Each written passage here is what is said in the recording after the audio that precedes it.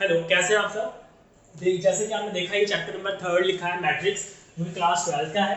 इसकी डेफिनेशन समझाने से पहले मैं आपको समझाना चाहूँगा मैट्रिक्स को ही डिटेल में, थोड़ा सा ज़्यादा डिटेल में ले जाऊँगा। जैसे कि मेरे पास कुछ नंबर है 1 2 3 4 5 6, कुछ नंबर्स हैं। मैं इनको अरेंज करके लिख देता हूँ 1 2 3 4 5 6, इस तरह से अरेंज करा मैंने। और एक अरेंज इस तरह से भी कर सकता हूँ मैं, डिफरेंट टाइप के अरेंजमेंट मैं लिख सकता हूँ। देखिए होंगे आप अरेंजमेंट मेरा।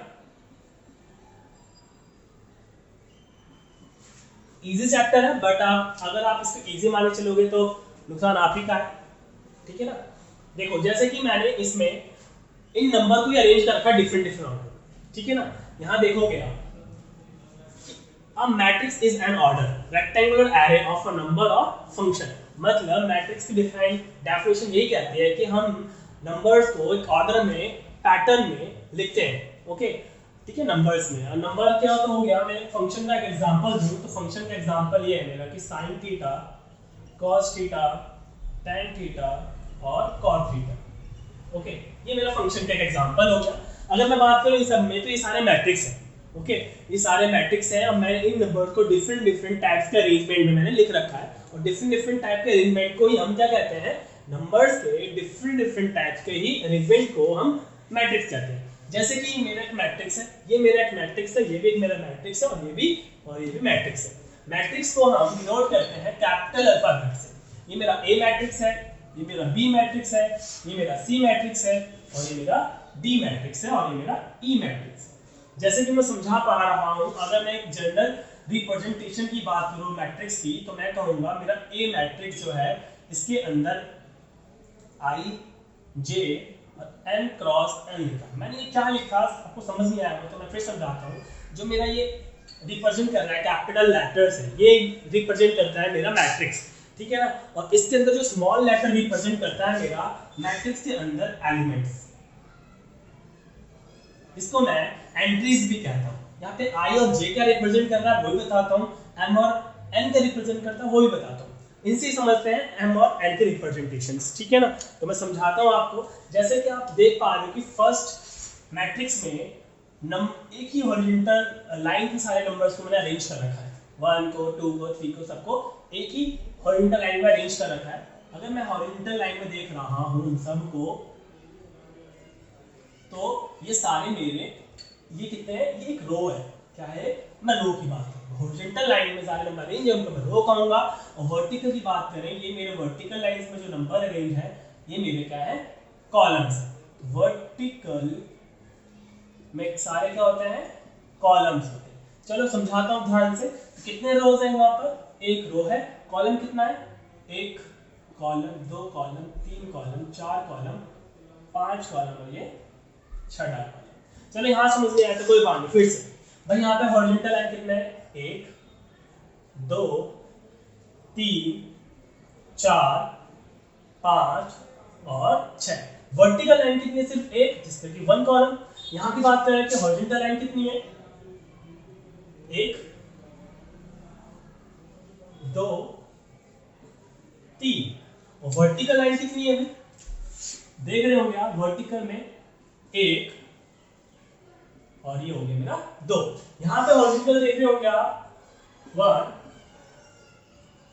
2, और वर्टिकल देख रहे होंगे आप, कितना वर्टिकल, एक दो और तीन, ये मेरा वर्टिकल है। अब मैं यहां समझाऊं तो ये मेरा हॉरिजॉन्टल कितने, एक दो, वर्टिकल में देखें तो वो भी क्या मेरे दो है। हाँ भाई, मैं समझा पा रहा हूँ आपको सही से कि हॉरिजॉन्टल लाइन सबको हम रो कहते हैं और वर्टिकल लाइन सबको हम कॉलम्स कहते हैं। अब ऑर्डर क्या है यहाँ पर, ये m into n क्या है, ये ऑर्डर है, ऑर्डर फॉलो कर रहे हैं। ऑर्डर होता है हमारा, वो ये होता है कि नंबर ऑफ रो पहले लिखते हैं, number of rose cross number of columns हम बाद में लिखते हैं। मतलब ऑर्डर में रिप्रेजेंट जो होता है नंबर ऑफ कॉलम को m से डिनोट करते हैं, क्रॉस बोलते हैं, मल्टीप्लाई नहीं बोलेंगे, फिर n से डिनोट करते हैं नंबर ऑफ कॉलम्स। इसकी बात करें तो नंबर ऑफ रोज कितनी है, 1, कॉलम्स कितनी है, 6। अब मैं इनकी भाई साहब की बात करें तो नंबर ऑफ रोज कितने हैं 6 और नंबर ऑफ कॉलम्स कितने हैं 1। ठीक है, अगर मैं यहाँ बात करूँ तो नंबर ऑफ रोज कितने हैं 3 और नंबर ऑफ कॉलम्स कितने हैं मेरे पास 2। हाँ भाई, सबसे पहले हम रो की बात कर रहे हैं, रो कितने हैं 2, कॉलम्स कितने हैं 3। यहाँ पे रो और कॉलम्स दोनों क्या है इक्वल। ये तो रहे मेरे मैट्रिक्स की बात। मैट्रिक्स को हम रिप्रेजेंट करते हैं कैपिटल लेटर से और उसके अंदर जो एलिमेंट्स होते हैं उसको हम रिप्रेजेंट करते हैं स्मॉल लेटर से। मैंने m की बात बता दी, m का मतलब था नंबर ऑफ रोज, n का मतलब था नंबर ऑफ कॉलम्स, क्रॉस में हम बोलते हैं। अब i और j की बात करें तो i और j तो मैंने बताया है, चलो i और j की बात करें। जैसा कि मैंने समझाया था कि कैपिटल A मेरा मैट्रिक्स डिनोट करता है और इसके अंदर ai मतलब स्मॉल a मेरा एलिमेंट को रिप्रेजेंट करता है, m मेरा रोज को और n मेरा नंबर ऑफ कॉलम को। अगर मैं ऑर्डर की बात कर रहा था तो मेरा ऑर्डर था m क्रॉस n। ऐसे ही अगर मुझे बताना हो number of elements in matrix, matrix में नंबर ऑफ एलिमेंट्स कितना होंगे तो वो होंगे रो और कॉलम को मल्टीप्लाई करके जो रिजल्ट मिलेगा वो आपका नंबर ऑफ एलिमेंट्स होगा। ओके, इस चीज को ध्यान में रखना।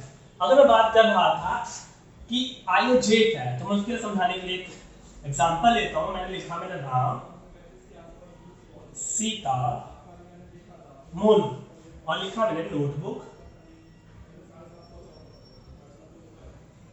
पेन। ओके, राम के पास 5, 9, 11, 7, 8 और 6। ओके, अगर मैं इनकी मैट्रिक्स बनाना चाहूँ तो मेरा मैट्रिक्स कैसा बनेगा, मेरा मैट्रिक्स ए जो बनेगा वो ये इस तरह से बनेगा। अरेंजमेंट जैसा है वैसे लिखो, ये मेरा मैट्रिक्स रिप्रेजेंट कर रहा है और ये क्या ऑर्डर है, इसका ऑर्डर है 2 रो और 3 कॉलम्स। ओके, अब मेरा आई और जे का मतलब क्या, आई जे का मतलब तो वो एड्रेस बताता है, मतलब उन आई और जे ये रिप्रेजेंट करते हैं कि वो एलिमेंट कहां और कौन सी पोजीशन पे है। आपको पता है कि इसका ये कौन सा रो है, पहला रो है जिसमें R1 कहूंगा और ये मेरा दूसरा रो है जिसमें R2 कहूंगा।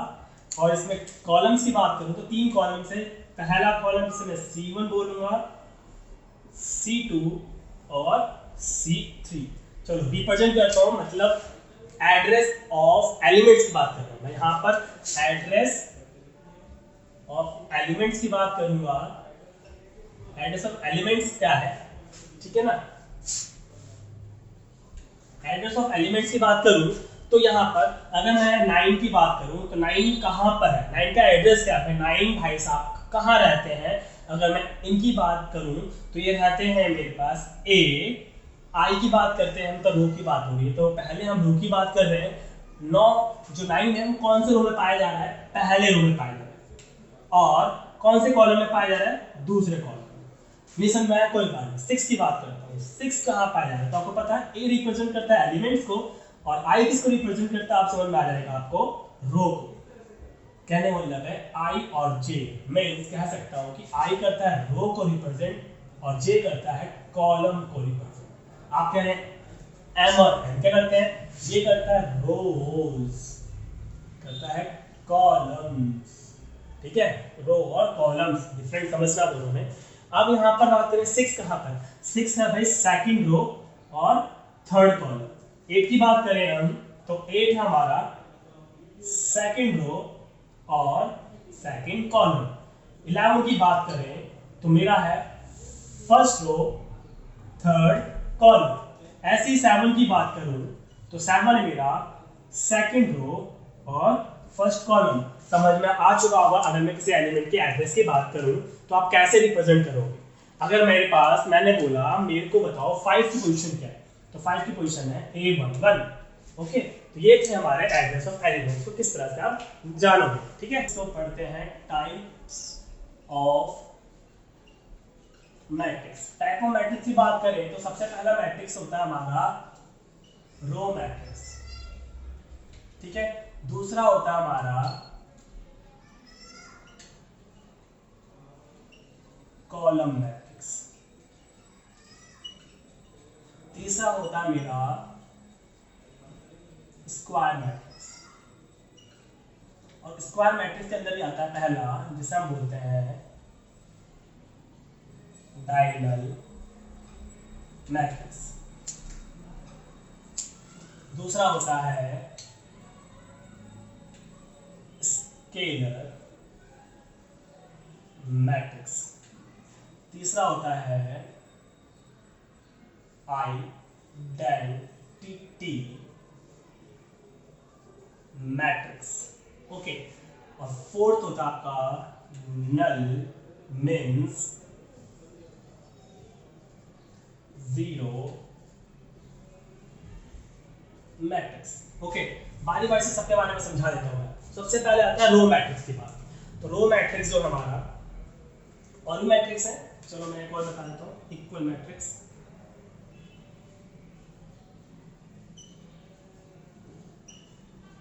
इक्वल मैट्रिक्स की बात करें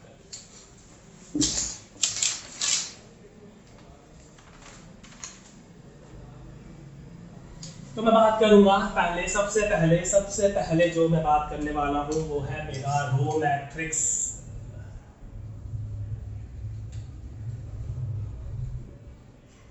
रो मैट्रिक्स क्या होता है? सबसे पहले रो मैट्रिक्स बता दो तो इसमें होता है वन रो। सिर्फ कितनी रोज होती है? वन रोज होती है। एग्जांपल के तौर पर समझाना चाहूं तो सबसे पहले वन, और फिर 1 2, फिर 1 2 3, फिर और 1 2 3 4। आपको दिखा दूं तो इसमें सब 1 कॉलम और 1 रो है। एक रो और एक कॉलम, एक रो दो कॉलम। आपने देखा तो मैंने कॉमास लगा दिए, यहाँ पे कॉमा लगा दी। तो इसका मतलब कॉमा अगर मैं लगा रहा हूँ तो उसकी जो रिप्रेजेंटेशन होती है वो अलग है। कॉमा लगाने से ही उनकी मीनिंग थोड़ी डिफरेंट हो जाती है, उसके बारे में मैं बताता हूँ। मैट्रिक्स में कभी भी कॉमा नहीं लगता है, मैट्रिक्स में कॉमा हम नहीं लगाते, इस चीज को ध्यान रखना, ठीक है। तो इसमें कितने रोज हैं? 1, कॉलम कितने हैं हमारे पास? 2। कितने रोज हैं और कॉलम कितने हैं? 2 3 1 और 4। आपने देखा कि सम में रो कितना है? 1 है, 1 है, पर कॉलम्स क्या हो रहे हैं? बढ़ रहे हैं। हाँ, इसी तरह से अगर मैं जनरल रिप्रेजेंटेशन की बात करूँ तो मेरा A11, A12, A13, A14, A1n means, बात करें सही से लिखें तो मेरा 1 into n, मतलब कि I तो क्या होगा? I ऑलवेज 1 रहेगा, बट जो j होगा वो मेरा n होगा। मतलब जो j होगा वो 1 तो रहेगा ही रहेगा, पर नंबर ऑफ n तक जाएगा, ठीक है। जनरल रिप्रेजेंटेशन का मतलब है कि नंबर ऑफ रोज तो एक ही रहेंगे पर कॉलम कितने भी हो सकते हैं, ठीक है ना। ये मेरा रो मैट्रिक्स है। इसी तरह से अगर मैं कॉलम मैट्रिक्स की बात करूं, कॉलम मैट्रिक्स की बात करूं तो मेरा कॉलम मैट्रिक्स भी सेम वही है, 1 कॉलम, कितने? 1 कॉलम, ठीक है ना। एग्जांपल से स्टार्ट करते हैं, वही सेम एग्जांपल लिखूंगा यहाँ पर भी, बट थोड़ा सा चेंज कर दूंगा ऑर्डर को।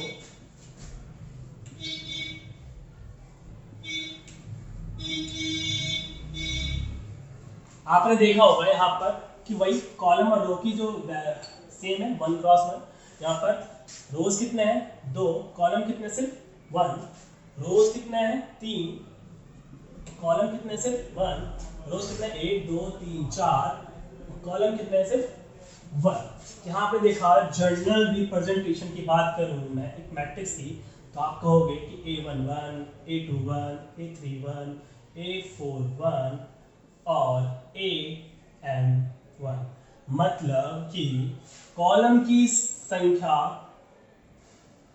एक ही है पर रो की जो नंबर ऑफ रोज है वो बढ़ रहे हैं। तो यहाँ पर अगर बात करें सही से तो मेरे पास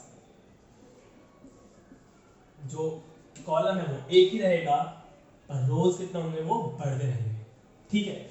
इस चीज को ध्यान में रखना। अगर मैं i की बात करूं तो मेरा i जो होगा वो n होगा, मतलब नंबर ऑफ कितने भी रोज हो सकते हैं, कॉलम मेरा एक ही रहेगा, ठीक है। इसी तरह से अगर मैं स्क्वायर मैट्रिक्स की बात करूं,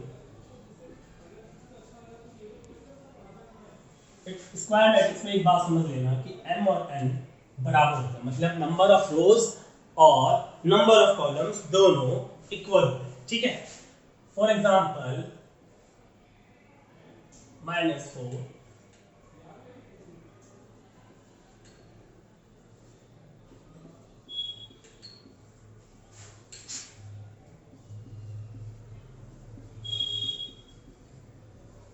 ठीक है।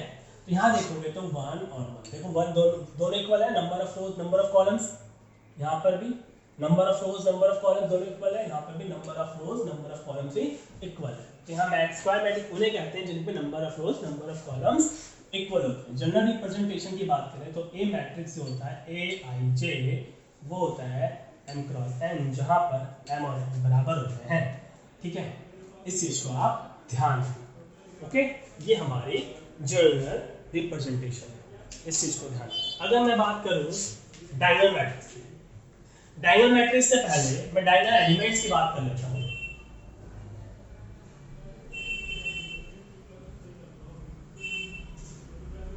डायगोनल एलिमेंट्स क्या होते हैं? डायगोनल एलिमेंट्स क्या होते हैं? Diagonal elements always square elements, sorry square matrix नहीं देखते हैं ऑलवेज। ठीक है, डायगोनल एलिमेंट्स क्या है? जैसे कि मैं इसकी बात करूं तो ये डायगोनल एलिमेंट्स इन्हें कहते हैं जो डायगोनल में। पहले क्या होता है कि जो हमारा Aij होता है, एड्रेस की बात करें इसमें i और j क्या होते हैं?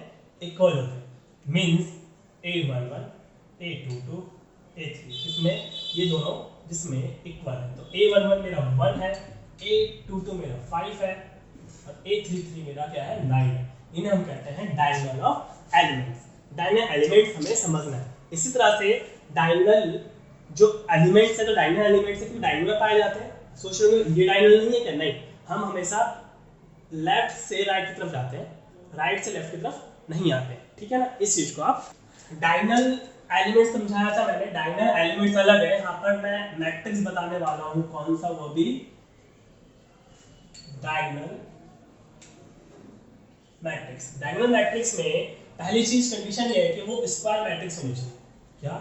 स्क्वायर मैट्रिक्स होनी चाहिए। सबसे पहले आप ये चेक करो कि वो स्क्वायर मैट्रिक्स है कि नहीं। ठीक है ना, मींस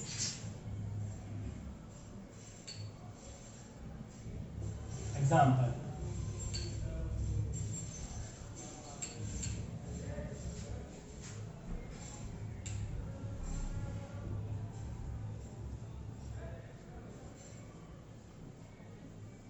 देखो स्क्वायर मैट्रिक्स है कि नहीं? जी हाँ, स्क्वायर मैट्रिक्स है। अब डायगोनल मैट्रिक्स किसे कहते हैं? भाई डायगोनल में जो एलिमेंट्स है, डायगोनल में जो एलिमेंट्स हैं उनको छोड़कर सारे जीरोस हैं, उनको छोड़कर सारे जीरो होते हैं। मतलब डायगोनल एलिमेंट्स की बात करें तो डायगोनल एलिमेंट्स लिखते हैं डी। डायगोनल एलिमेंट्स को लिखेंगे, जैसे मैं इसकी बात करूं तो कॉमा लगाऊंगा। देखो मैंने कॉमा लगाया है, तो ये मैट्रिक्स नहीं है, ये शो कर रहा है कि डायगोनल के अंदर की जो एलिमेंट्स है 1 और 2 है। यही बता रहा है कि स्क्वायर मैट्रिक्स तो होगी। इसको लिखने का तरीका क्या होगा? हम इसको लिखेंगे इस तरह से। इस चीज को ध्यान देना। अगर मैं आप इसको दो भी लिख सकते हैं, ठीक है ना। अगर मैं इसकी बात करूँ डायगोनल मैट्रिक्स की D3 की, इसका मतलब अगर मैं इसकी बात करूँ एलिमेंट्स, डायगोनल एलिमेंट्स की 1 2 3, तो ये शो कर रहा है कि जो इसका एलिमेंट्स है वो इस तरह से डायगोनल पर एलिमेंट्स है और बचे हुए सारे क्या है? इसके जीरो है। आपको बता दें डायगोनल मैट्रिक्स उसे कहते हैं जो डायगोनल पे तो एलिमेंट्स होंगे, उनके अलावा जो बचे हुए एलिमेंट्स सारे के सारे जीरो होंगे, उनको हम कहते हैं डायगोनल एलिमेंट्स। अगर मैं जनरल रिप्रेजेंटेशन की बात करूं तो होता है Aij m cross n where m is equal to n, और नॉन डायगोनल एलिमेंट्स की बात करें, नॉन एलिमेंट डायगोनल की बात करें तो उसमें Aij जो होते हैं वो सारे के सारे जीरो होते हैं, और जहां पर i और j इक्वल नहीं होते। बट अगर डायगोनल एलिमेंट्स की बात करें तो डायगोनल एलिमेंट्स जो होते हैं उसमें जनरल रिप्रेजेंटेशन जो होती है वो अलग होती है। वो ये होती है कि जो Aij होता है वो ऑलवेज डिफरेंट डिफरेंट हो सकता है, जिसमें i और j दोनों क्या होते हैं? वो हमारे इक्वल होते हैं। इस कंडीशन में याद होना चाहिए कि डायगोनल मैट्रिक्स एक स्क्वायर मैट्रिक्स भी होती है और इसके सारे एलिमेंट्स डायगोनल एलिमेंट्स के अलावा जो बचे हुए एलिमेंट्स हैं वो सारे जीरो होते हैं। इस चीज को आप समझना, ठीक है। और मैंने कॉमा लगाया है, इसका मतलब ये मैट्रिक्स नहीं है, ये डायगोनल से एलिमेंट्स है जो ये शो कर रहा है। 3 एलिमेंट्स का मतलब 3 into 3, 2 एलिमेंट्स का मतलब 2 into 2, ठीक है। 2 क्रॉस 2 का वो एक मैट्रिक्स बना है, ठीक है।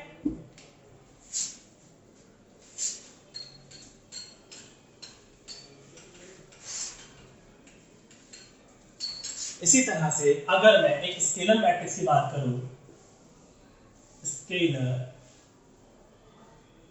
मैट्रिक्स, तो स्केलर मैट्रिक्स को ध्यान देना, स्केलर मैट्रिक्स एक डायगोनल मैट्रिक्स भी होती है, स्क्वायर मैट्रिक्स भी होती है, ठीक है। इस चीज को ध्यान रखना, ये हमें डायगोनल मैट्रिक्स भी होती है, स्क्वायर मैट्रिक्स भी होती है। इसके डायगोनल के सारे एलिमेंट सेम होते हैं। मींस एग्जांपल की बात करें,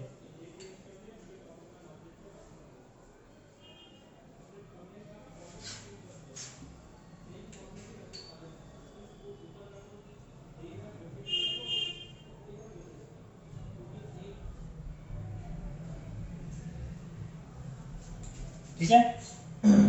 ये सारे के सारे मेरे स्केलर मैट्रिक्स,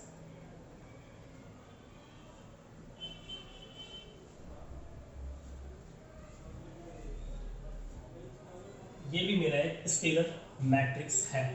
ध्यान देना, स्केलर मैट्रिक्स है। स्केलर मैट्रिक्स से खास बात यह है कि डायगोनल के सारे एलिमेंट्स क्या होते हैं, सेम होते हैं। मतलब diagonal elements same, always same होते हैं। जर्नल रिप्रेजेंटेशन की बात करें तो capital A equal to small aij m cross n, जहां पर m और n दोनों इक्वल होते हैं और i और j भी हमारे इक्वल होते हैं। और दूसरी चीज a i j के जो एलिमेंट्स होते हैं वो सारे के सारे k होते हैं, मींस सेम होते हैं। और नॉन डायगोनल एलिमेंट्स की बात करें तो सारे के सारे जीरो होते हैं। ओके, इस चीज को आप ध्यान में रखना। अब यहाँ पर मैंने एक 1 1 1 में लिखा है, इसको हम स्केलर मैट्रिक्स बोल सकते हैं और इसका एक दूसरा नाम भी है जिसे हम आइडेंटिटी मैट्रिक्स कहते हैं। जैसे आइडेंटिटी मैट्रिक्स क्या है, आइडेंटिटी मैट्रिक्स एक डायगोनल मैट्रिक्स है, एक स्क्वायर मैट्रिक्स है, एक स्केलर मैट्रिक्स भी है। ऐसा क्यों है अभी समझ में आ जाएगा आपको। जैसे कि एग्जांपल,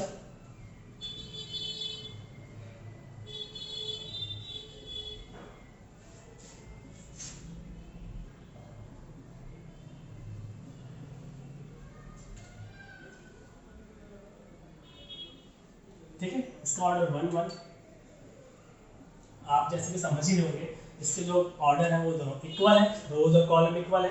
दूसरी चीज, इसके डायगोनल के सारे एलिमेंट्स कितने होते हैं, 1।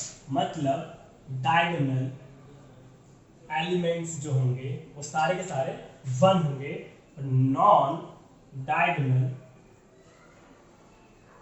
एलिमेंट्स होंगे वो 0 होंगे, ठीक है ना। अगर मैं बात करूं इस तरह से 1 होंगे और इस तरह से 0 होंगे, और इस कंडीशन में ये होगा, इस कंडीशन में ये दोनों बराबर नहीं होंगे। तो इसे हम स्केलर क्यों कहेंगे, क्योंकि स्केलर में तो दोनों सेम होते हैं, हाँ स्केलर है, बट आइडेंटिटी से कहते हैं कि सारे एलिमेंट्स क्या होते हैं, 1 1 1 होते हैं, डायगोनल के एलिमेंट्स। डायगोनल एलिमेंट मैट्रिक्स क्यों कहेंगे, क्योंकि सारे एलिमेंट्स डायगोनल पर हैं, इसलिए हम इसको डायगोनल मैट्रिक्स कहेंगे। स्क्वायर मैट्रिक्स क्यों कहेंगे, क्योंकि इसके सारे नाम m और n क्या है, बराबर है, ठीक है।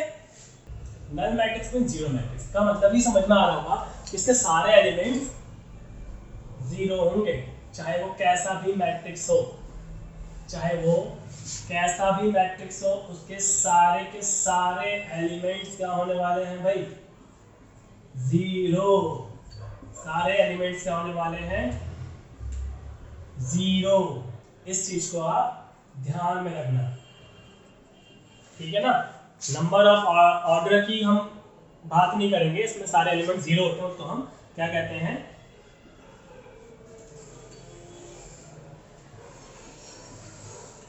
इसमें सारे एलिमेंट्स हमारे जीरो। ठीक है, नल मैट्रिक्स हो चुका है।